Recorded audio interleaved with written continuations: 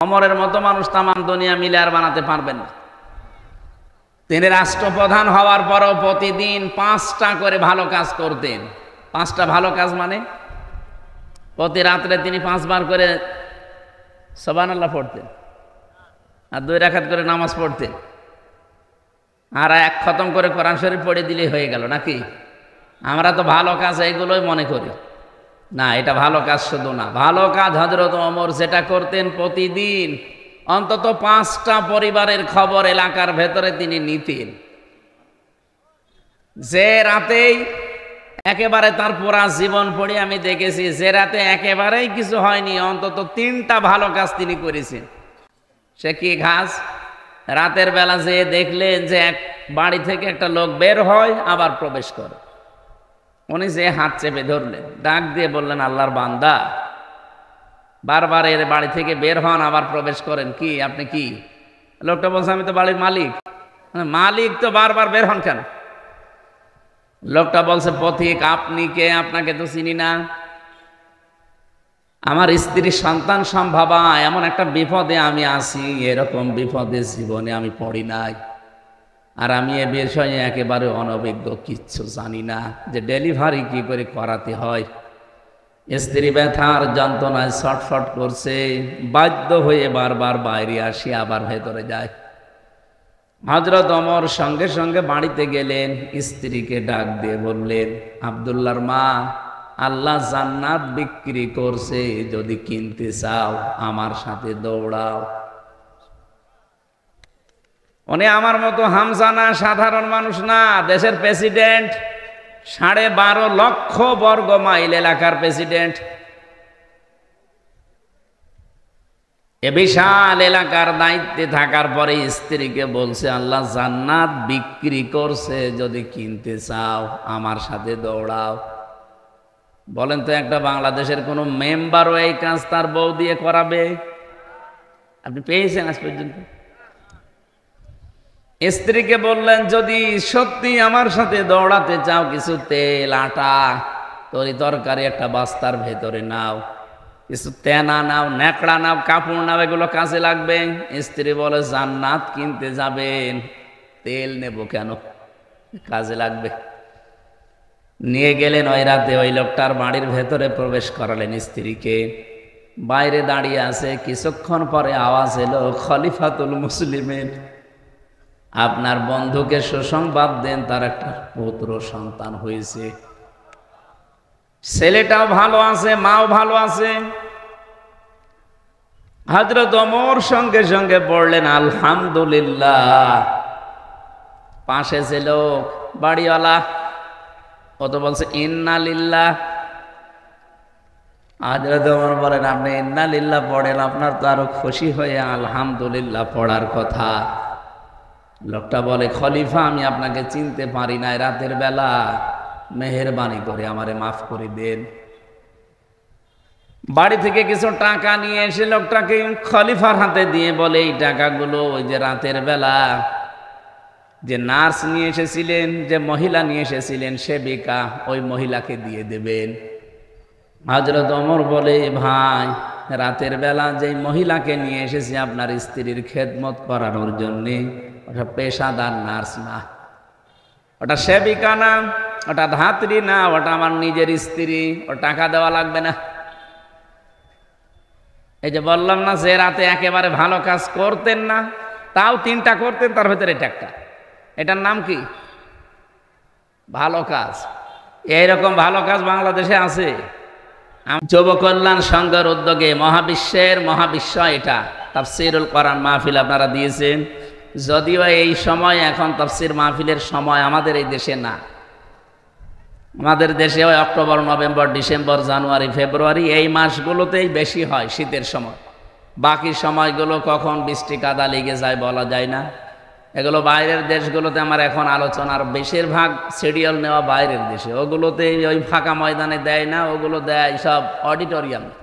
এই জন্য বৃষ্টি ঝড় কাদা হলে ওদের কোনো সমস্যা নেই। তারপরও সাহস করে এলাকার মানুষ যখন অন্তত দিয়েছে, আর পরিবেশটাও আজকে অলরেডি এখনো পর্যন্ত ভালো আছে নাকি?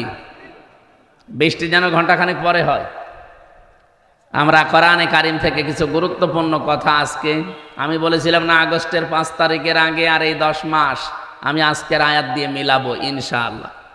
আল্লাহ যেন সহজ সরল ভাষায় বোঝানোর তৌফিক দেয়।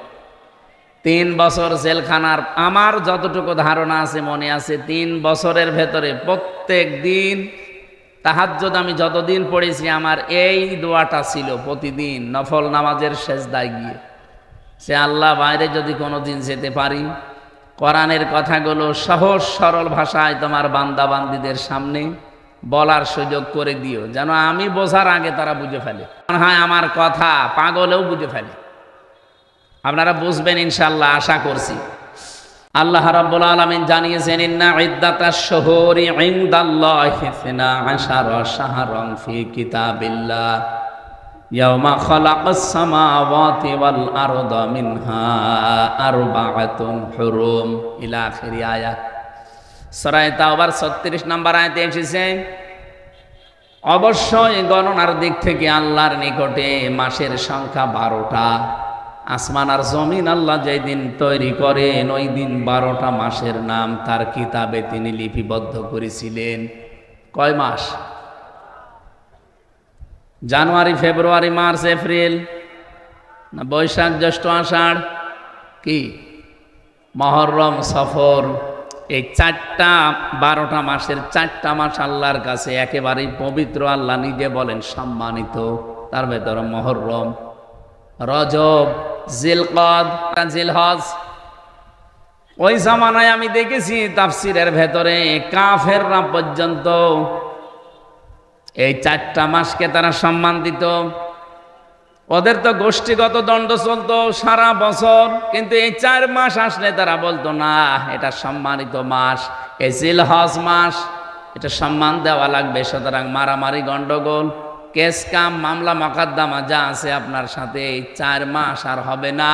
এ মাস চলে যাক, আপনাকে আবার আমি দেখে নেব।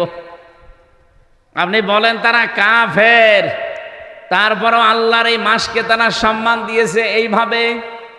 এ মাস আসলেই তারা মারামারি, গন্ডগোল, মনোমালিন্য সব বন্ধ করে দিত। বাংলার মুসলমানেরা বলেন তো আমরা কি এই মাসের সম্মান এইভাবেও দিতে পারছি? কি মারামারি এদেশ থেকে বন্ধ হয়ে গেছে? বলেন বলেন। যত রকমের অন্যায় অবৈধ কাজ এবং কি মিথ্যা সাক্ষী দেওয়া, মিথ্যা মামলা দেওয়া, আর একটা নাম বলেই ফেলি, এই যে চাঁদাবাজি করা, এটা কি এখন বন্ধ হয়ে গেছে? আরে ভাই, জিলহজ মাসে অন্তত তো আপনি একটু বন্ধ করতে পারতেন। কাফেররা এ মাসের সম্মান দিয়ে তারা সব অন্যায় অপরাধ বন্ধ করে দেয়, আর আমরা আজ পর্যন্ত সম্মান দিয়ে এ মাসে অন্যায়গুলো বন্ধ করতে পারি নাই। আপনি কি সম্মান দিচ্ছেন এ মাসকে? যালিকা ওয়া মান ইউআযযিম শাআইরাল্লাহি ফাইন্নাহা মিন তাকওয়াল কুলুব। আল্লাহ বলেন এটা আমার বিধান। মানুষের ভেতরে যাদের আল্লাহর ভয় কাজ করে, যাদের অন্তরে তাকওয়া আছে, তারা আমার নিদর্শনগুলোকে সম্মান দেয়।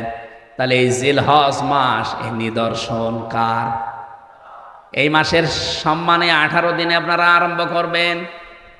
যাদের সাথে মামলা মকদ্দমা চলছে বলবেন ভাই থাক, এ মাসে বন্ধ, আবার এই মাস চলে গেলে দরকার হয় যদি করা লাগে আবার আরম্ভ করব।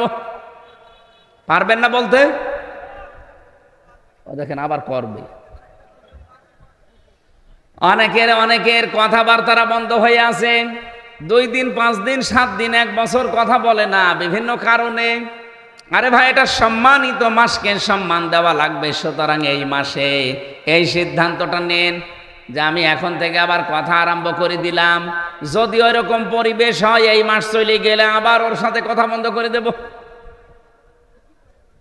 এই আমলটা আজকে থেকে আরম্ভ করবেন। যারা কথা বন্ধ করে দিয়েছেন দুনিয়ার কোনো কারণে, হ্যাঁ আখেরাতের কোনো কারণ, ওটা আলাদা, কিন্তু দুনিয়ার সাথে রিলেটেড কোনো বিষয় এর কারণে যদি আপনি সম্পর্ক নষ্ট করে কথা বন্ধ করে দেন, মুরগিতে ধান খেয়েছে এই জন্য কথা বলে না, এরকম মানুষ নেই? এরকম কোন বিষয়ে যদি আপনি কথা বন্ধ করে 3 দিনের ভেতরে মারা যান, আপনি বেঈমান হয়ে মরবেন। 3 দিন কথা না, 10 দিন 15 দিন 1 মাস কথা বন্ধ হয়ে আছে, এরকম মানুষ এখানে বসে আছে। কথা বলেন না কেন? এরকম মানুষ একজন হাত তোলেন তো। 3 দিনের বেশি কথা বন্ধ হয়ে আছে অন্যের সাথে, হাত তোলেন তো। আপনার কি কি আপনার কি সমস্যা কি? এদিকে তাকান।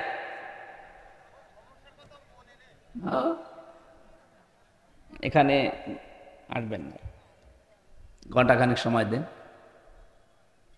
এই যে একটা নিষিদ্ধ কাজ, এটা এই কাজটা আমাদের ভেতরে চলছে, অথচ এ মাস পবিত্র মাস চলেও যাচ্ছে।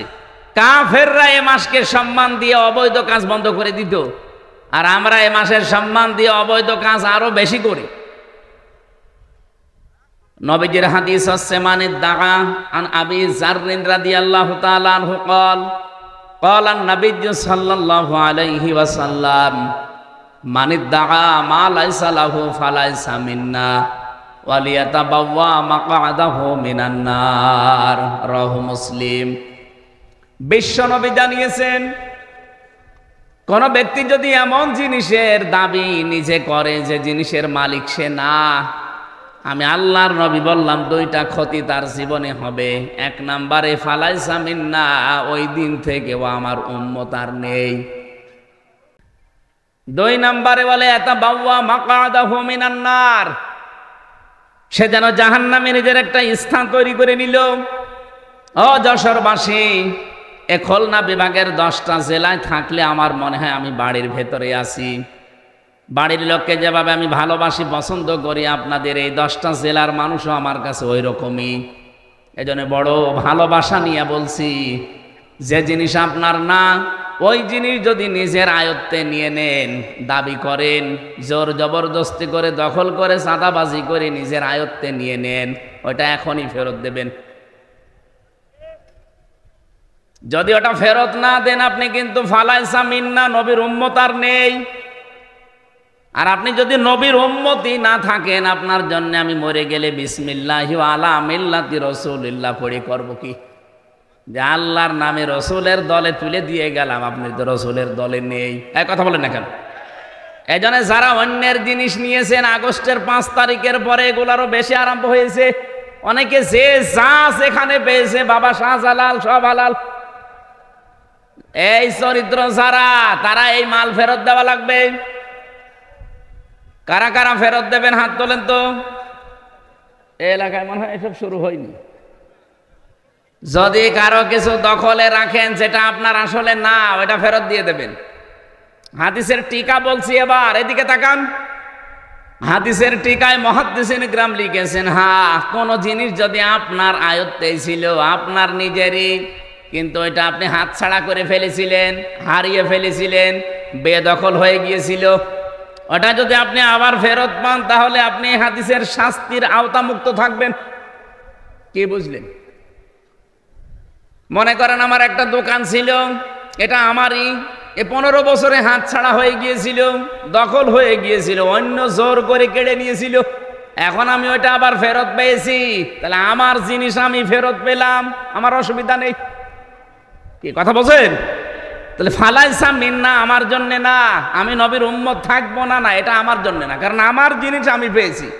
কিন্তু যেটা আমার না, ওইটা যদি আমি জবরদস্তি করে দখল করে নেই, তাহলে আমি কিন্তু আর নবীর উম্মত নেই।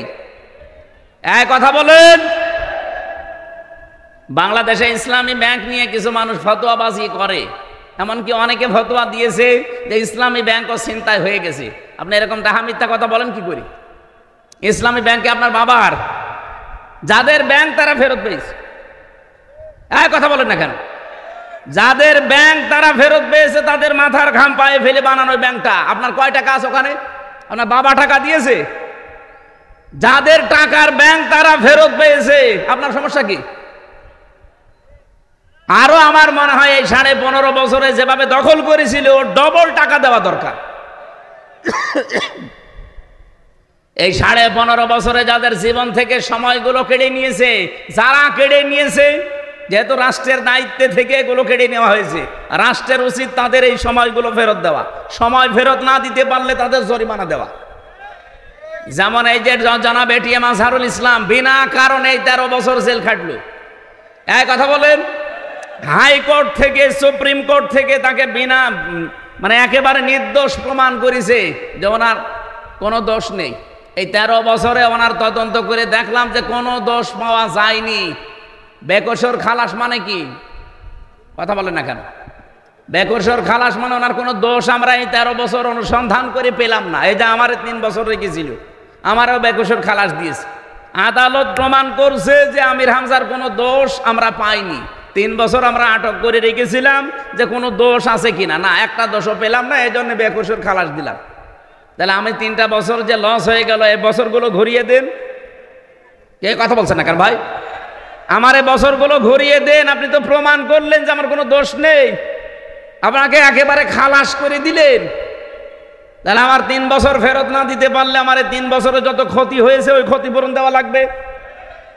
এই জন্যই তো আমরা চাই আজহারুল ইসলামের ক্ষতিপূরণ, কারণ ওনাকে বিনা কারণে আপনি এই 13 বছরে রেখে কিছুই প্রমাণ করতে পারেননি।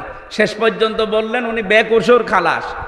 আমার একটা কথা যদি মিথ্যা হয়, বানানো হয়, অন্য কোনো উদ্দেশ্যে হয় বলেন, আমি আপনাকে এখনই পোড়াটা শেষ করে দেব।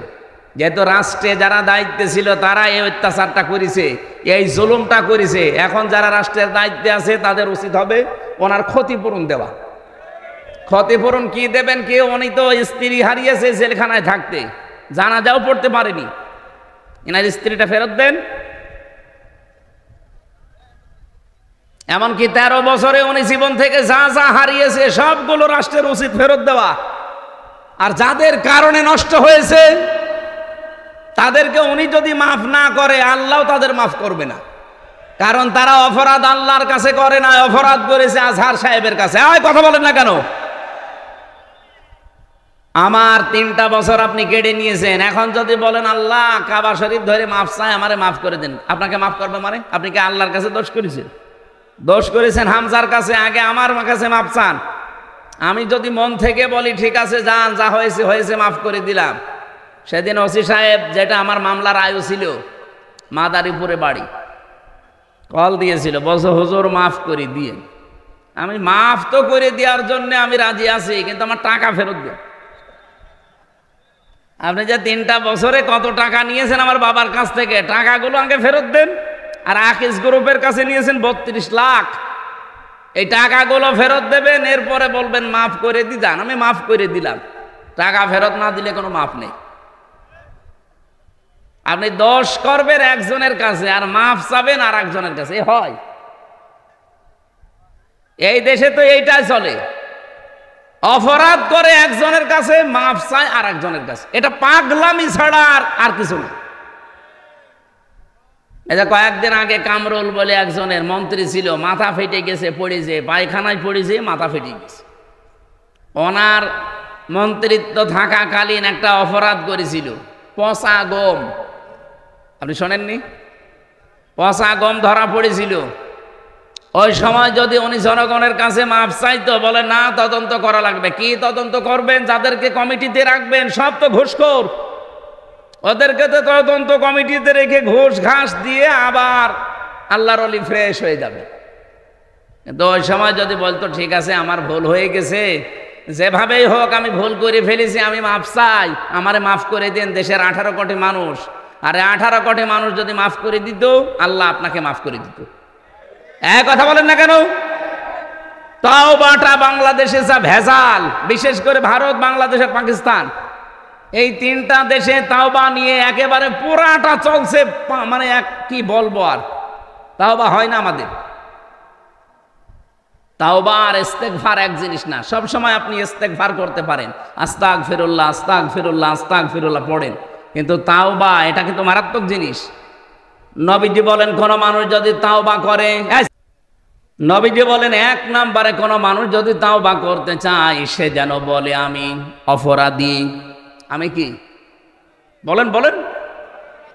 এখন এই অপরাধী বলবেন কার কাছে? না না, এই তো ভেজাল এই জায়গায়। তো কিছু হলেই কাবা শরীফে চলে যাচ্ছে, গিলাপ ধরে কান্নাকাটি করছে। অপরাধী যারা, তারা অপরাধ স্বীকার করবে, তার কাছে অপরাধ করেছে যার কাছে। আরো আসতে বলেন। এই 15.5 বছরে যারা দায়িত্বে ছিল তারা অপরাধ করেছে না করেনি? আপনার কাছে যদি নাও করে আমার কাছে করেছে, কারণ আমার এখন 33 বছর বয়স। 18 বছর থেকে আমি ভোট দিতে যদি আরম্ভ করতাম 3 বার ভোট দিতে পারতাম। 18 থেকে 33 কত হয়? 15 বছরে 3 বার ভোট হয়। আমি 3 বার ভোট দিতে পারতাম, একবারও পারি নাই। তা আমার এই অধিকারটা যে আপনি নষ্ট করলেন, আমার হক যে আপনি মেরে খেলেন, আর এখন যদি আপনি বলেন আল্লাহ আমারে মাফ করে দেন, আপনার মাফ হবে কি করে? আপনি তো আর আল্লাহর কাছে দোষ করেননি, আপনি ভোট মেরেছেন হামজার। বলেন, ভেতরে থাকাকালীন একটা ওসি ছিল আমার সাথে, 8 বছর তার জেল। উনি একদিন আমার কাছে এসে বলছে, হুজুর আমি একটা তাওবা করেছি, দেখেন তো আমার তওবা হয়েছে কিনা। কি তওবা? যে নির্বাচন গেল, রাত 12টার পর থেকে আমার দল লোকজন নিয়ে আমি ভোট কাটা আরম্ভ করলাম। বাক্সগুলো ভর্তি করে জায়গা মতো পাঠিয়ে দিলাম। ফজরের আজান হওয়ার পরে আমরা সবাই ওযু করলাম, গোসল করলাম, পাক পবিত্র হয়ে 2 রাকাত তাওবার নামাজ পড়লাম। এরপরে বললাম আস্তাগফিরুল্লাহ, আমার এই তাওবা হয়েছে না। এটা ইয়ার কি হয়েছে? কারণ আপনি তাওবা করছেন আল্লাহর কাছে, আপনাকে দোষ আল্লাহর কাছে করেছেন। আল্লাহ ভোট দেবে? যাদের ভোটগুলো কেটে কেটে বাক্স ভর্তি করে পাঠিয়ে দিলেন, এই মানুষগুলোর কাছে আগে মাফ চাওয়া লাগবে। কারণ অপরাধ যার কাছে স্বীকার করবেন। আপনার জন্য একটা দুঃখের সংবাদ আছে, কারণ আপনার 8 বছর জেল, কমপক্ষে 5 বছর আপনার জেল খাটা লাগবে। কারণ এই যে 9 মাসে বছর, তো 5.5 বছর আপনাকে জেল খাটার পরে যখন আপনি বাইরে যাবেন, যে দেখবেন বহু হামজা মরে গেছে। কি কথা বলেন না কেন? কত হামজাকে আপনি পাবেন না, কত হামজার বউকে পাবেন না, তারা অলরেডি মরে গেছে। আপনি তাদের কাছে মাফ চাবেন কি করে? বলেন, এই 15.5 বছরে কত মানুষ ভোট না দিয়ে তার এই অধিকার, এটা অধিকার না? এই অধিকারটা আপনি না দেখাতে পেরে মরে গেলেন। যারা এই অবৈধভাবে ক্ষমতায় ছিলেন, এটা তো অবৈধভাবেই থাকা, কারণ আমি নিজে বলছি আমারটা আপনি নেননি, আপনি অবৈধ। আরে অবৈধভাবে থাকার কারণে আপনি অবৈধ সুখ পেয়েছেন না পাননি? একটা এমপির আন্ডারে যত কিছু বাজেট হয়, আমি যতটুকু লেখাপড়া করছি বাংলাদেশ সম্পর্কে আমি যা দেখছি, এগুলো যদি সঠিকভাবে ব্যয় করা হয় একেবারে বন্যার পানির মতো জোয়ারে ভেসে যাবে। কিন্তু শয়তানরা তো ব্যয় করে না। 25-26টা হাত বদল হতে হতে যদি 3 কোটি টাকা বাজেট হয়, 300 টাকার কাজ হয়, বাকিগুলো সব আল্লাহর ওলিরা খেয়ে ফেলে। কয়েকদিন আগে আমি মালয়েশিয়া ছিলাম। ওখানে যেই দেশে যাই, মালয়েশিয়া, সিঙ্গাপুর, থাইল্যান্ড, ইন্দোনেশিয়া, এই যে বাহরাইন, সবগুলো দেশে আমি ঘুরলাম। ওরা মাহফিলে নিয়ে যায়। যে দেশে যায় আগে আমার দলে হোটেলে ওই তো প্রায় 20 তলা, 30 তলা, 40 তলা হোটেল। লিফট দিয়ে নিচে নেমে আসি, মেহমান খানা সেখানে ওই যে নিচে বসে আছে, ওখানে যে একটু চা নাস্তা করবো, দেখি আল্লাহর ওলি বসে আছে। কি আপনি এখানে কেন? হুজুর আমি আগেই পালিয়েছি। কবে? 3 তারিখে। আমি জানতাম যে দেশের অবস্থা ভালো না, এই জন্য আগেই পালিয়েছি। পালিয়ে থাকেন কোথায়? এই যে 8 মাস 9 মাস হয়ে গেল, কোথায় থাকেন? এই হোটেলে। আপনি যেন কাউকে বলবেন না। আজ 8-9 মাস আছি খুব কষ্ট করে, বাইরে যেতে পারি না। আপনি বাইরে যেতে পারেন না কেন? আপনার তো 620টা বাড়ি শুনেছি। কত? 620টা বাড়ি তার। একজন মন্ত্রী ছিল, চট্টগ্রামে বাড়ি, থাকতে পারে না। ওই দেশেও তার বাড়ি আছে, সাহেব পাড়া বানিয়েছে, কিন্তু তালা লাগানো। আমাকে যে নিয়ে গিয়েছিল বসে, দেখুন হুজুর সাহেব পাড়া, এটা সব তালা লাগানো, থাকে না, সব হোটেলে থাকে। আমি বললাম যে আপনি যান না কেন বাড়িতে? বলে বাড়ি যেয়ে মার খাবো। বাংলাদেশের 20 লাখ বাঙালি এখানে কাজ করে, যদি আমারে দেখে পিটিয়ে ভর্তা বানিয়ে ফেলবে। বাইরে যাব, খুব কষ্ট করে আসি এখানে। আমারে শেষে বসে হুজুর দোয়া করেন। হট, কিসের দোয়া? আপনার জন্য দোয়া আসবে আমার? আপনি দেশটা ফোকলা করে ফেলেছেন, আর এখন দোয়া চাচ্ছেন আমার কাছে। আপনার জন্য দোয়া আমির হামজা না, আমির হামজার বাপ না, কাবা শরীফের ইমাম করলেও কাজে লাগবে না, কারণ আপনি তো আর আল্লাহর কাছে অপরাধ করেন না, আপনি অপরাধ করেছেন 18 কোটি মানুষের কাছে। এরকম অবৈধভাবে যারা চেয়ারে ছিল, বলেন অবৈধভাবে চেয়ারে বসে থেকেই শেষ না অবৈধ সুখ পেয়েছে?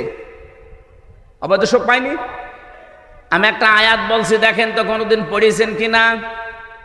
ফাইন্না মাআল উসরি ইসরা, ইন্না মাআল উসরি ইসরা, পড়েছেন? কোনোদিন চিন্তা করেছেন আয়াত নিয়ে? আল্লাহ পাক বলেন ফাইন্না মাআল উসরি ইসরা। এবার একটু তাকান, উসরনের আগে আল্লাহ আলিফ লাম দিয়েছেন, নির্দিষ্ট করে দিলেন এটা মারিফা, কিন্তু ইসরার আগে আলিফ লাম দেয়নি, এটা অনির্দিষ্ট নাকেরা। আমি আয়াতটা পড়ার পরে এই যে জেলখানায় যে চিন্তা করলাম, কারণ 3টা বছর ধরে আমরা তালাবদ্ধভাবে এক ঘরের ভেতরে ফাঁস কন্ডেম সেলের ভেতরে রেখেছিল, কোনো কাজ নেই, কাম নেই। কোনো আয়াত পেলেই ভাবতাম যে দেখি এখান থেকে তথ্য বের করা যায় কিনা। চিন্তা করলাম আল্লাহ উসরনের আগে আলিফ লাম দিয়ে নির্দিষ্ট করলেন, পরের শব্দ ইসরার আগে দিলেন না কেন? আবার এর আগে আল্লাহ মা দিয়েছেন, এর আগে আবার ইন্না দিয়েছেন। যারা এখানে আরবি গ্রামার বোঝে ওনাদের জিজ্ঞাসা করেন, ইন্না শব্দটা আল্লাহ গ্যারান্টি দেওয়ার জন্য ব্যবহার করে, মার পরে উসরুন ইসরা। আমি শব্দের দিকে খেয়াল করে মিলিয়ে দেখি, হ্যাঁ এটা তাফসিরে ফি জিলালিল কোরআনের টিকা, এই ব্যাখ্যাটা উনি হালকা দিয়েছেন সাইয়্যিদ কুতুব রহমতুল্লাহ আলাইহি। উনি বলেন কোন মানুষ যদি পৃথিবীতে এটা ফি জিলালিল কোরআনে পাবেন টিকায়, একটা কষ্ট আপনি যদি দুনিয়াতে সহ্য করতে পারেন, আর ওই কষ্টটা যদি হয় 3টা কারণে, তাহলে একটা কষ্টের জন্য ইসরা যেহেতু মারিফা না, এটা নাকেরা, আল্লাহ কমপক্ষে 10 থেকে 70টা শান্তি, সুখ, কল্যাণ, সহজ বিষয় আপনাকে দুনিয়া আখিরাতে দান করবে। আপনি বুঝেছেন কিনা আমি জানি না। আপনি যদি কষ্ট পেয়ে থাকেন কয় কারণে বলেন বলেন? কষ্ট পেলে আপনি সুখ পাবেন তা না। কষ্ট তো হাতিনাও পেয়েছে, কি পায়নি? যাওয়ার দিন কি কান্না দেখেছি, স্বামী মরে গেল মনে হয় মহিলা তো কাঁদতে ঠিক কন্দন করছিল, কষ্ট না পেলে কাঁদলো কেন? তার এই কষ্টের কান্নাটা কিন্তু 3টা কারণের একটা কারণও আমি পাইনি। 1 নম্বরে আপনি যদি কষ্ট পেয়ে থাকেন দুনিয়ায় আল্লাহর জন্যে, কার জন্যে বলেন বলেন? 2 নম্বরে রাসূলুল্লাহর জন্যে, 3 নম্বরে মানবতার জন্যে। এই বাংলাদেশে এই 54 বছর বাদ দিলাম 15 বছরে আপনি হিসাব করেন, বহু মানুষ আল্লাহর জন্য তারা চাকরি হারিয়েছে, আল্লাহর জন্য তারা চেয়ার থেকে উপরের চেয়ারে উঠতে পারে নাই। ও যদি আল্লাহর পথ রাসূলুল্লাহর পথ বাদ দিয়ে অন্য কোনো পথে চলতো, ও চেয়ারে খালি উঠতেই থাকতো। এরকম বহু মানুষ উঠেছে না ওঠে নাই? বলেন না কেন? যারা এই যে কষ্ট পেলেন এই 3 কারণে, আল্লাহর জন্য, রাসূলুল্লাহর জন্য, মানবতার জন্য, একটা কষ্টের সুখ পাবেন কয়টা? 70টা। বলেন বলেন, আরো জোরে বলেন। সিস্টেমের পরের আয়াতে দেখেন, যেহেতু আল্লাহ রিপিট করেছেন ইন্না মাআল উসরি ইসরা, মা মানে কিন্তু পরে না, মা মানে কি সঙ্গে, সাথে। আল্লাহ বলেন কোন মানুষ যদি একটা কষ্ট দুনিয়ায় সহ্য করে, কমপক্ষে তার সাথে সঙ্গে 70টা সুখ, শান্তি, কল্যাণ, স্বস্তি, নিরাপত্তা আমার আল্লাহ রেডি করে রেখেছেন। বলেন সুবহানাল্লাহ। এবার আমি আরেকটা ব্যাখ্যা বলছি, একটু তাকান। কোন মানুষ যদি দুনিয়াতে একটা সুখ ভোগ করে, আর ওই সুখটা যদি হয় অবৈধ সুখ, একটা সুখের কারণে কমপক্ষে 70টা দুঃখ তাকে ভোগ করা লাগবে। এই 15 বছরে যারা সুখ ভোগ করেছেন, কমপক্ষে মনে করেন 50টা। যারা অবৈধ সুখ ভোগ করেছিলেন এই 15 বছরে, আপনি হিসাব করে বলেন 50টা সুখ আপনি ভোগ করেছেন। সুখ বোঝেন? সুখ বোঝেন না? এই সুখগুলো যারা ভোগ করলেন 50টা, এক একটা সুখে যদি ৭০টা করে অশান্তি আপনি ভোগ করতে, আল্লাহ তো আপনাকে দেবেই, কারণ মা আছে। আপনি হিসাব করে বলেন তো 50টা সুখে দুঃখ হবে কয়টা? ৩,৫০০। কিসের ৩৫০? ৩,৫০০। হ্যাঁ, শূন্যটা কম হয়ে গেছে। ৩,৫০০ দুঃখ, কষ্ট, অশান্তি, অপমান, অপদস্থ হবেন। এরপরে আপনার অন্য কিছু। হাসিনা যে সফল হতে পারে না এই 10 মাসে, এই কারণে ও কিন্তু 28 বার কমপক্ষে তৈরি করেছে ষড়যন্ত্র। এই 10 মাসে একবারও সফল হতে পারেনি, কারণ ও যত অবৈধ সুখ ভোগ করেছে, এক একটা অবৈধ সুখের জন্যে অন্তত 50টাও যদি সুখ পায়, 50টা না 50,000 পেয়েছে, কি মসে থাকতো।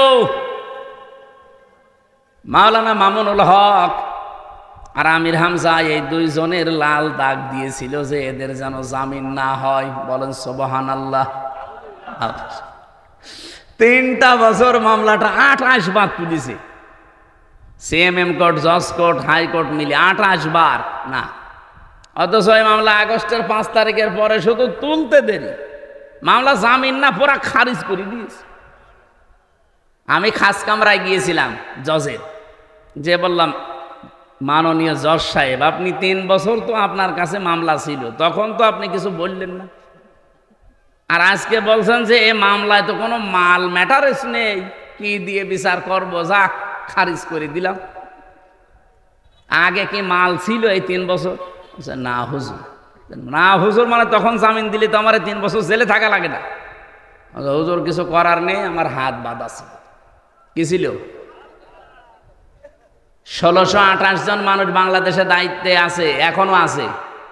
শুধু ওই মহিলাটার হাত শুধু খোলা ছিল, তাছাড়া বাকি এই দেশের 1627 জন মানুষের হাত সব বাঁধা ছিল।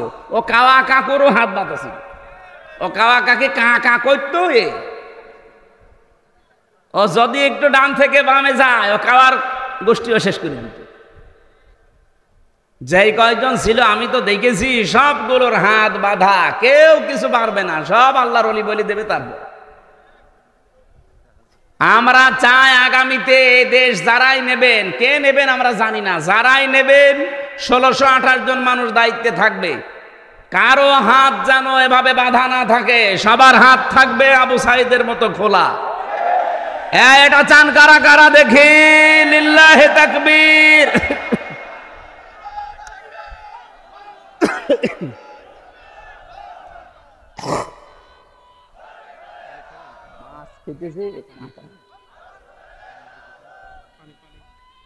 পানি না, মানে মাছ খেতেছে কাঁটা বিধি, এই জন্য ঝামেলা হচ্ছে।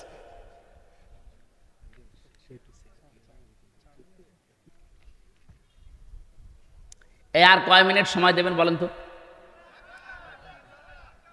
আমার এখন মাহফিল কম তো, 2-5 ঘন্টা অসুবিধা, কিন্তু আপনাদেরকে যে উদ্দেশ্যে এরা নিয়ে এসেছে, এই মাহফিলটা আজকে ছিল আমার চৌগাছা বাজারে।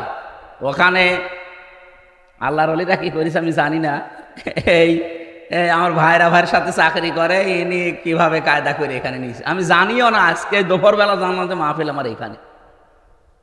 আমি তো সেই কুষ্টিয়া থেকে আসার সময় মনে করছি যে আমার চৌগাছা মাহফিল। তো চৌগাছা আসার পাশাপাশি এখানে না, আরো দূরে কোথায়, মনিরামপুর। দেখ হয়ে গেছে যখন, আর এটা একটা উদ্দেশ্য নিয়ে দিয়েছে। আমরা আয়াতে যাচ্ছি, তাফসীর মাহফিল শোনার জন্যই তো এসেছেন নাকি? অন্তত আর কিছুক্ষণ সময় চাচ্ছি আপনাদের কাছে। কিন্তু ওরা বারবার এই যে পেছন দিক থেকে একটু গোতা দিচ্ছে, দেখছেন না?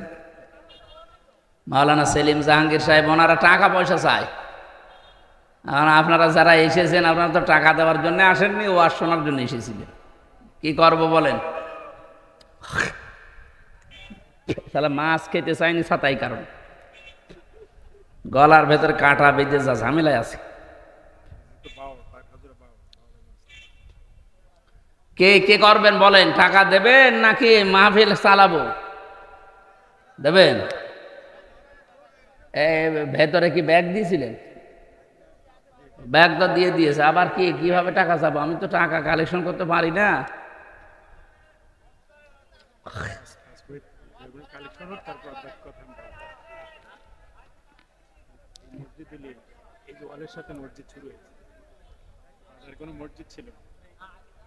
এখানে একটা বাজার আছে, শুনলাম এই বাজারে কোনো মসজিদ ছিল না, মসজিদ বানানোর চেষ্টায় আছেন।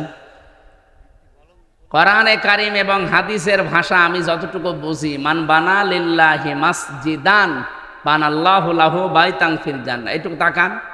একবারে পুরা 2 তলা 3 তলা মসজিদ করে দেওয়া লাগবে, এইটা হাদিস না। হাদিস হচ্ছে মান বানা লিল্লাহি মাসজিদান, যে ব্যক্তি একটা মসজিদ বানাবে। মসজিদ মানে কি? একটা সেজদার জায়গা, একটা টাইলসের জায়গা, এটাও একটা মসজিদ। সুতরাং একটা টাইলসের জায়গা পরিমাণে এতটুকুর যা খরচ হয়, এরকম যদি 500 টাকা 1000 টাকা খরচ লাগে একটা টাইলস দিতে, এই পরিমাণের জায়গাও যদি কেউ কমপ্লিট করে দেয়, সে একটা মসজিদ বানানোর সওয়াব পাবে। আল্লাহ জান্নাতে তার জন্য ঘর বানাবে। একেবারে পুরাটা 2000 স্কয়ার ফিট বানিয়ে ছাদ করে দেওয়া লাগবে, এটার নাম মসজিদ না, ওটা তো কমপ্লিট। আপনি শুধু একটা টাইলসের জায়গা পরিমাণ একটা মানুষ সেজদা দিতে পারে, এতটুকু জায়গার যে খরচপাতি আছে এতটুকু দিয়ে দিল। জায়গা আছে মসজিদের, ও কলম পর্যন্ত ওঠানো হয়ে গেছে, শুধু একটা সেজদার জায়গা কমপ্লিট করার মতো অর্থ আপনি দিয়ে দেবেন। এখন না পারলেও এসে দিয়ে দেবেন। আপনি একটা নিয়ত করে রাখেন, কারণ এই উদ্দেশ্যে আজকের এই অনুষ্ঠানটা দেওয়া, নয়তো এই অনুষ্ঠানটা এই গরমের ভেতরে দিত না। আপনাদের বারবার বলছে তো, এই জন্য আপনারা একটু চেষ্টা করেন। একটা সেজদার জায়গা বানাতে যা লাগে, 2টা টাইলস হলে একটা সেজদার জায়গা হয়ে যায়। অন্তত এই পরিমাণের যে খরচ আছে, আপনারা একটু নিয়ত করে, হয়তো 500 700 1000 মতো লাগবে, আপনারা দিয়ে দিন। 50-60 জন যদি এইভাবে করেন, দেখেন জায়গাটা কমপ্লিট হয়ে যাবে। কিয়ামত পর্যন্ত এখানে সেজদা চলতেই থাকবে ইনশাআল্লাহ। হযরত ইব্রাহিম আমাদের জাতির পিতা, সূরা মরিয়মের 41 নম্বর আয়াত যেটা আমরা তেলাওয়াত করেছিলাম, আল্লাহ রাব্বুল আলামিন বলেন, ওয়াযকুর ফিল কিতাবি ইব্রাহিম ইন্নাহু কানা সিদ্দীকান নাবিয়্যা। স্মরণ করো আমি ইব্রাহিম নবীর আলোচনা আমার এই কিতাবের ভেতরে আপনাকে আমি করে শোনালাম। নিশ্চয় সে ছিল সিদ্দিক এবং নবী। এই 2টা গুণ আমাদের জাতির পিতা ইব্রাহিম আলাইহিস সালামের আল্লাহ বর্ণনা দিলেন। এবার আসেন, ওনাকে আল্লাহ যে কিতাবের ভেতরে বর্ণনা করে আমাদেরকে শুনিয়েছে ইব্রাহিম নবীর কাহিনী, সেই কিতাবের নাম হচ্ছে কোরআন শরীফ। সেই কিতাবের নাম কি? আরো জোরে বলেন। যে কোরআনে কারিম থেকে আমরা কথা শোনার জন্য অলরেডি বসে আছি। আজকে যে আয়াত পড়েছিলাম সূরা ইব্রাহিমের 6 নম্বর আয়াত, রব্বুল আলামিন জানিয়েছেন, কিতাবুন আনজালনাহু ইলাইকা লিতুখরিজান নাসা মিনাজ যুলুমাতি ইলান নূর। হে নবী, এই কিতাব আমি আপনার প্রতি এই জন্য নাজিল করলাম, এই কিতাব দিয়ে আপনি মানুষদেরকে অন্ধকার থেকে আলোর দিকে নিয়ে আসবেন। তাফসিরে মুফাসসিরিন ইকরাম ব্যাখ্যা করেছেন, এখানে যুলুমাত বহু বচন দিয়ে আল্লাহ বুঝিয়েছেন, দুনিয়ায় যত শিরিক বেদাত কুফর এবং মানুষের তৈরি করা আইন কানুন আছে, সব আল্লাহর ভাষায় অন্ধকার। আপনারা জ্ঞানী মানুষ, বিচক্ষণ মানুষ, বুদ্ধিমান মানুষ, একটু বুদ্ধি কাজে লাগান, মাথাটা ঠান্ডা করে কাজে লাগান। দুনিয়ায় যত শিরিক আছে, বেদাত আছে, কুফর আছে, এগুলো আল্লাহর ভাষায় সব অন্ধকার। বিশেষ করে মানুষের তৈরি করা আইন আর কানুন, এগুলো সব অন্ধকার। এখান থেকে চলে যাবেন, এখান থেকে মানুষদেরকে বের করে তিনি আলোর দিকে নিয়ে এসেছিলেন। এখানে আলো বলতে যে বিষয়টা আমরা তাফসিরে পেয়েছি, তার নাম ইসলাম। জোরে বলেন সুবহানাল্লাহ। সুতরাং আমরা এই একই কাজ এখন করছি। আল্লাহর কসম, আমরা এই দেশে যারা একামতে দিনের দায়িত্ব মন থেকে পালন করি, আর এই কাজে যারা জড়িত আছি, তারাও মানুষদেরকে অন্ধকার থেকে বের করে আলোর দিকে, ইসলামের দিকে আমরা আনতে চাই। আপনি যাই মনে করেন না কেন, যদি মনে করেন না এটা ওদের দুনিয়ার কাজ, এটা রাজনীতি, এটা ধর্ম ব্যবসা, যা মনে করেন, আমার অসুবিধা নেই। আমি কোরআন থেকে যেটা পেয়েছি, মানুষের তৈরি করা আইন কানুন এগুলো সব অন্ধকার। শিরিক এটা অন্ধকার, বেদাত এটা অন্ধকার, কুফরি এটা অন্ধকার, জুলুম এটা অন্ধকার। এখান থেকে মানুষদেরকে বের করে আমরা আলোর দিকে, ইসলামের দিকে নিয়ে আসতে চাই, শান্তির ধর্ম যেটা। অমাইয়াবতাগি গায়রাল ইসলামি দীনান ফালাই ইউকবালা মিন ওয়া ফিল আখিরাতি মিনাল খাসিরিন। আল্লাহ পাক বলেন, পৃথিবীতে কোনো মানুষ যদি ইসলাম বাদ দিয়ে অন্য কোনো ধর্ম, অন্য কোনো নিয়ম নীতি, অন্য কোনো দিন তালাশ করে, সে জীবনেও আল্লাহকে খুশি করতে পারবে না। এমনকি তার জীবনের কোনো ইবাদত বন্দেগী কবুল হচ্ছে না, হবে না। বলেন নাউজুবিল্লাহ। আশা করছি এই কথাটা আপনি অন্তরে গেঁথে বাড়ি নিয়ে যাবেন। ইসলাম বাদ দিয়ে কোনো নিয়ম নীতি মেনে আল্লাহ পর্যন্ত যাওয়া সম্ভব না, সে যে নিয়ম নীতি হোক। আল্লাহ পাক বলেন, আমার এই কিতাবের ভেতরে ইব্রাহিম নবীর কাহিনী তোমাদেরকে শোনালাম। এক নম্বরে তিনি সিদ্দিক ছিলেন। সিদ্দিক কাকে বলে? আমরা বাংলাদেশে অনেকেই মনে করি সিদ্দিক মানে যে সত্য কথা বলে সে সিদ্দিক। না, শুধু সত্য কথা বললেই মানুষ সিদ্দিক হয় না। শুধু সত্যবাদীদের সাথে থাকলেই সিদ্দিক হওয়া যায় না। সিদ্দিক হচ্ছে সত্যকে সত্য জানার পর যারা দ্বিধাহীন চিত্তে সব কিছুকে পেছনে ফেলে যারা মেনে নিতে পারে, এরাই আল্লাহর কাছে সিদ্দিক। আর সত্যকে সত্য জানার পরে অনেকে দুনিয়ার ফেরে বেপড়ে মানতে চায় না। সত্যকে সত্য জানার পরে অনেকে বিভিন্ন প্রভাব প্রতিপত্তি, বিভিন্ন কারণে তারা সত্যকে গ্রহণ করতে চান না। আপনার বিবেকে কি বলে আসলে সত্য কোনটা আপনি কিন্তু বুঝে ফেলেছেন, আপনি জানেনও। এরপরও বিভিন্ন পিছুটানের কারণে যারা মানতে চান না, গ্রহণ করতে চান না, আপনি যতই সত্য কথা বলেন সিদ্দিক হতে পারবেন না।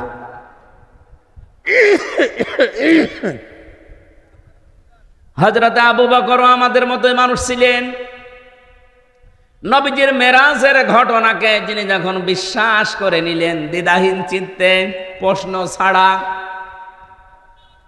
বিশ্বনবী ওই দিন বলেছিলেন, আবু বকর, মেরাজের কাহিনী বলতে গিয়ে আল্লাহ নিজে পর্যন্ত আশ্চর্য হয়ে গেছে, আর তুমি কোনো প্রশ্ন ছাড়া এত বড় বিশাল কাহিনী বিশ্বাস করে নিলে।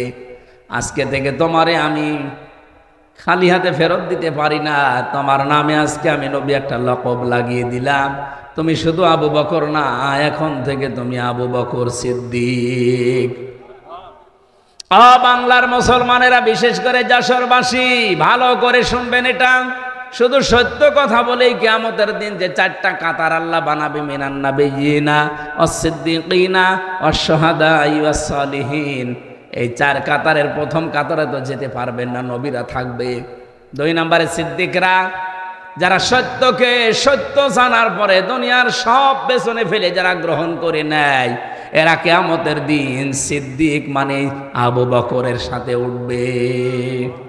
আর সেই সুযোগ এখন বাংলাদেশে যাচ্ছে।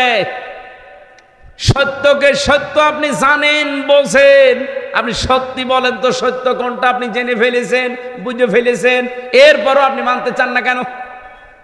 জাতির পিতা ইব্রাহিমকে আল্লাহ এমনি সিদ্দিক দেয়নি, তিনি সত্যকে অনুসন্ধান করেছিলেন। আমাদের মতো মুসলমানের ঘরে তার জন্ম হয়নি, তার জন্ম হয়েছিল মুশরিকের ঘরে। তার বাবা মূর্তি বানাতো, এই জন্য নামই ছিল আজর। তিনি আকাশের তারকা দেখলেন, বললেন এটা আমার রব হবে। চন্দ্র দেখলেন, বললেন রব হবে। সূর্য দেখলেন, বললেন রব হবে। যখন সব ডুবে গেল, বলেন না, যেগুলো জিনিস ডুবে যায়, অস্তমিত হয়ে যায়, যার কোনো অস্তিত্ব নেই, আমি ওটা মানি না।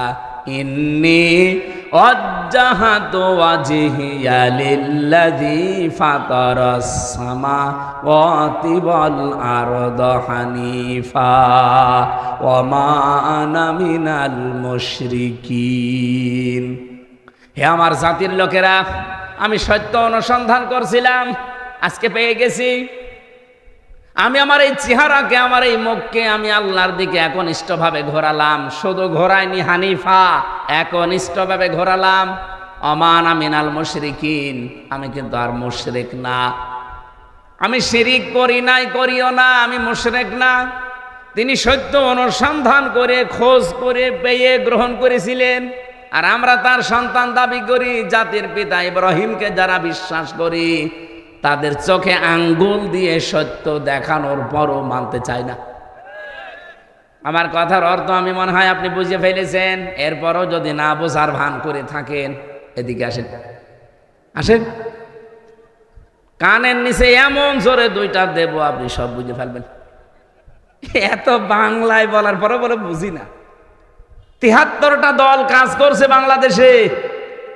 সত্য দল কোনটা আপনি কিন্তু সব জানেন, সব বোঝেন, এরপরও আপনার পিছু টানের কারণে আপনি মানতে পারেন। আপনি ঠিক না বললেও এটাই ঠিক। আপনি জানেন নাই ৭৩টা দল এই দেশে দিন কায়েম যদি হয়, কারা দিন কায়েম করে টিকিয়ে রাখতে পারবে এই ৭৩টা দলের ভেতরে? আপনি জানেন না? কাদের একেবারে ইউনিয়ন পরিষদ থেকে শুরু করে সংসদ, আন্তর্জাতিক জীবন পর্যন্ত চালানোর সব জায়গায় যোগ্যতা সম্পন্ন লোক কাদের হাতে আছে, কাদের কাছে দিলে দেশটা নিরাপদ থাকবে, বিক্রি হবে না, সব আপনি দেখেছেন, জানেন, আপনি বুঝতেছেন, কিন্তু পেছনের টানের কারণে আপনি মানতে পারেন না। আপনি সত্যকে সত্য জানার পরও মানতে পারেন না। কিয়ামতের দিন আবু বকরের সাথে এই কাতারে উঠতে পারবেন না। ইব্রাহিম নবীকে আল্লাহ প্রথম গুণ দিয়েছেন, তিনি সিদ্দিক ছিলেন। সত্যকে সত্য জানার পর আর বাবা মার দিকে তাকান নাই, গোষ্ঠীর দিকে তাকান নাই, বংশের দিকে তাকান নাই, জাতির দিকে তাকান নাই, বলেছেন হানিফা, সব দিক থেকে মুখ ফেরালাম, আমি একনিষ্ঠভাবে আল্লাহর দিকে ঘুরলাম। আর সেই সময় এসেছে বাংলাদেশে ইব্রাহিমের সন্তান যারা দাবি করেন, সত্যকে সত্য জানার পরে গ্রহণ করতে গেলে অনেক কিছু আপনার ছাড়া লাগতে পারে। আপনার বংশের লোক বেজার হতে পারে, দলের লোক হয়তো বেজার হতে পারে, এই কথা বলেন না কেন? কিন্তু সব কিছু ছেড়ে ইব্রাহিম নবীর মতো হানিফা প্রতিদিন এই দোয়াটা জায়নামাজে বসে বসে পড়ে, ইন্নী ওয়াজ্জাহাতু, কি জায়নামাজের দোয়া? এটা আল্লাহু আকবার বলার পরে এটা বলার নিয়ম। আর আমরা এই আল্লাহু আকবার বলার আগে ইন্নী ওয়াজ্জাহাতু ওয়াজহিয়া লিল্লাযী পড়ে নিয়ে তারপরে নাওয়াইতু আন উসাল্লি আল্লাহু আকবার। কেন? এটার নিয়ম হচ্ছে আল্লাহু আকবার বলবেন, এরপরে আপনি দাঁড়িয়ে বলবেন ইন্নী ওয়াজ্জাহাতু ওয়াজহিয়া লিল্লাযী, আমি সব দিক থেকে মুখ ঘোরালাম, আসমান আর জমিন যিনি উদ্ভাবক, আমি তার দিকে মুখ ঘুরিয়েছি একনিষ্ঠভাবে। আমি জানি আমার এই মুখ ঘোরানোতে অনেকে বেজার হবে, আমার পরিবার হয়তো মানবে না, আমার বংশের লোকরা উল্টাপাল্টা কথা বলবে, এতদিন যেই মতে ছিলাম পথে ছিলাম তারা দেখতে পারবে না, না পারুক, আমার বাবা ইব্রাহিম যেভাবে ঘুরেছে আমিও ঘুরলাম। কিয়ামতের দিন আমি এই সিদ্দিকদের কাতারে উঠতে চাই। উঠতে চান না? এটা কি অত সহজ? যত সহজে বললাম, আমার দ্বারা অত সহজ না, আমার হামজার দ্বারা অত সহজ না, এটা অনেক কঠিন বিষয়। এই জন্য তাওবার যে ব্যাখ্যা করতে আরম্ভ করেছিলাম, খালি আমরা অপরাধ করি একজনের কাছে আর একজনের কাছে স্বীকার করি, হবে না। যেখানে অপরাধ করেছেন, যদি বোর কাছে অপরাধ করেন বোর কাছে স্বীকার করেন, যদি স্বামীর কাছে অপরাধ করেন স্বামীর কাছে স্বীকার করেন। 2 নম্বরে কি? অনশোচনা করা, অনুতপ্ত হওয়া। 3 নম্বরে জীবনে আর এই কাজ আমি করব না এই ভেবে ছেড়ে দিয়ে চলে আসা। এই 3টা যখন মানুষ মানবে এটার নাম তাওবা। আর তাওবা করলে কি হয়? ফাউলাইকা ইউবাদদিলুল্লাহু সাইয়্যাতিহিম হাসানাত। শুধু গোনা মাপ না, পুরা জীবনে যত গোনা ছিল সব আল্লাহ ফাঁকা করে দেয়, ওই ফাঁকা জায়গাটা আল্লাহ নেকি দিয়ে ভরাট করে দেয়। এই তাওবা এমনি এমনি হবে? এখন সেই সুযোগ চলছে, আশা করছে আপনি এই তাওবা করবেন। এতদিন যাই করেছেন, যার কাছে যে অপরাধ করেছেন, যদি সুযোগ থাকে তার কাছে যে স্বীকার করে নেবেন, মাপ চাবেন। 2 নম্বরে মনে মনে অনুশোচনা করবেন, অনুতপ্ত হবেন। 3 নম্বরে জীবনে আর এরকম পথে এই রাস্তায় আমি আর আসবো না, এরকম দৃঢ় সিদ্ধান্ত নিয়ে যারা থাকতে পারে ওদের পেছনের অপরাধ আল্লাহ আর রাখে না, পুরাটা পাল্টিয়ে নেকি দিয়ে ভরাট করে দেয়। যারা এই যে পরকীয়া প্রেমে আছেন, নিজের বউ বাদ দিয়ে অন্যের সাথে লাইন করেন, বা নিজের স্বামী বাদ দিয়ে অন্যের সাথে লাইনই আছেন, এখন তওবা করা লাগবে। এই মুহূর্তে এরকম অবৈধ নাম্বার যাদের আছে, নাম্বারগুলো ডিলিট করে দেন। কারা কারা করবেন হাত তোলেন তো দেখি। এই এলাকায় তো এসব 2 নাম্বার কাজ নেই, আলহামদুলিল্লাহ। যদি কেউ এরকম 2-1 জন থেকে থাকেন, নাম্বার ডিলিট করে দেন আর অনুশোচনা করেন, অনুতপ্ত হবেন, রাতের বেলা একা একা কাঁদবেন। 3 নম্বরে বলবেন জীবনে আর এরকম এই নাপাক রাস্তায় আমি আর যাব না। কারা কারা পারবেন এই সিদ্ধান্ত নিতে হাত তোলেন। চালাক আছে তো। এটা তো গাজী অ্যাডভোকেট এনামুল হকের এলাকা না? উনি তো উকিল মানুষ, খুব চালাক। আপনারাও এরকম চালাক, আপনারা হাত তুলতে রাজি না। বাংলাদেশে যতগুলো মানুষ, আমার মনে হয় যতগুলো মানুষ এই দেশে লেখাপড়া জানা মানুষ যারা এমপিতে দাঁড়িয়েছে সারা বাংলাদেশ মিলে, সে যে দল থেকে, যদি আপনি 100 জনের তালিকা করেন, এই 300 এমপির ভেতরে অ্যাডভোকেট গাজী এনামুল হক তার ভেতরে অন্তত 100 জনের ভেতরে একজন এরকম একটা যোগ্য মানুষ এই জেলায় এবং কি এই থানায় বাড়ি ওনার, এই মনিরামপুরের সন্তান। আল্লাহ রাব্বুল আলামিন সে তাকে যদি ওই জায়গা পর্যন্ত পৌঁছিয়ে দেন আপনাদের মাধ্যমে, যেহেতু আইন বিশেষজ্ঞ, সারা জীবন আইনের ব্যবসা করছে, আইন সংক্রান্ত বিষয়গুলো তার ভালো তো আয়ত্ত আছে, সে কাজ করতে পারবে এবং সে সুযোগ আল্লাহ যেন আপনাদের মাধ্যমে তারে করে দেন, বলেন আমিন।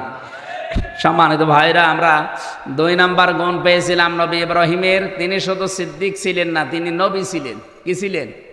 নবী মানে কি? নবী শব্দটা নাবা থেকে এসেছে।